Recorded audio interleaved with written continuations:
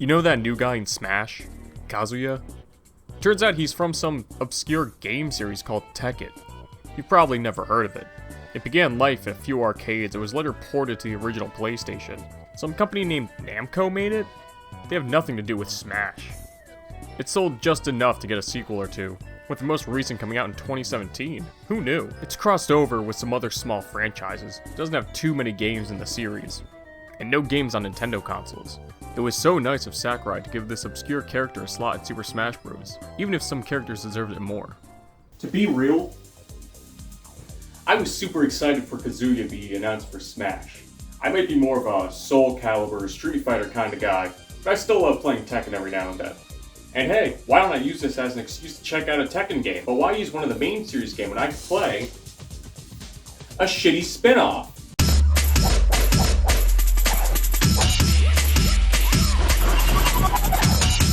Fighting games and Gameboy. A combination as iconic as mustard gas and M&M's. The original Game Boy and Color struggled with good fighting games, mainly due to their lack of buttons and colors. Remember, you wouldn't see this. You would see this.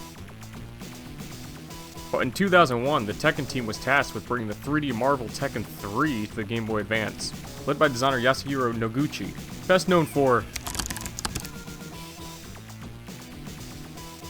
Okay, I guess an Olympic volleyball player designed this game.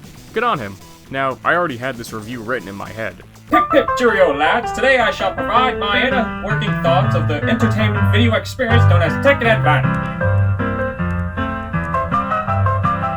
Why this experience is making me want to consume the inner working glands of a run-over Mephitis and drink it down with an alcoholic beverage. Good fellows, join me next week where I make fun of the disabled at the local park. But I made a terrible mistake. I had fun. Like mentioned before, Tekken Advance is basically a mobile version of 1997's Tekken 3. It has 10 of its 24 characters, with all the major players: Jin, Paul, King, Roang, Yoshimitsu, Law, Nina Williams, Zhao Yu, Jack, and an unlockable Heihachi as the final boss. Odd how Tekken 3's main villain Ogre isn't here.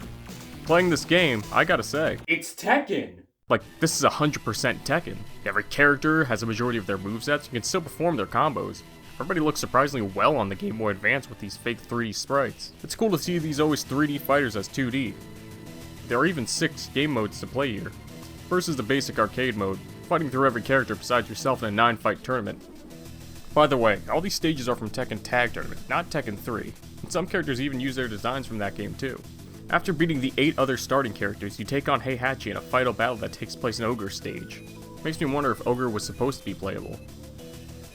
Alright, time to see those awesome ending cutscenes. Tekken always has the best character ending, so I can't wait to see what we have here.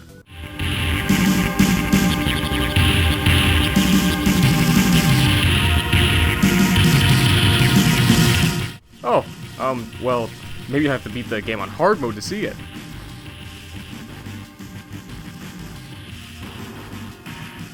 You lose. You lose. You lose. Nope, still just the credits. You couldn't just make an ending? Was that too much? You could have just done a single picture with some text. There's basically no reward for beating arcade mode unlike every other fighting game in existence. Sure, you unlock Heihachi for beating it as every character, but why bother when nothing else changes every time you go through it? And there's a cheat to play as Heihachi, so just use that.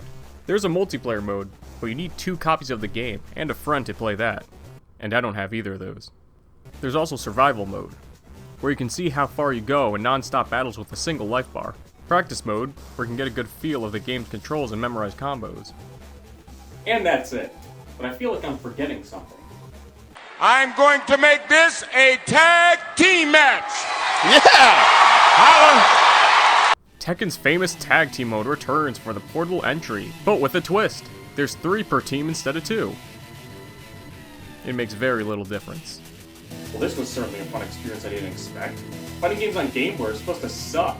Not be this good. Honestly, this was on par with the original Tekken in quality, and this sentiment was seen at the time with most gaming outlets. They would praise the game's graphics and gameplay, but would knock it for its lack of a 2-player mode with only 1 game pack.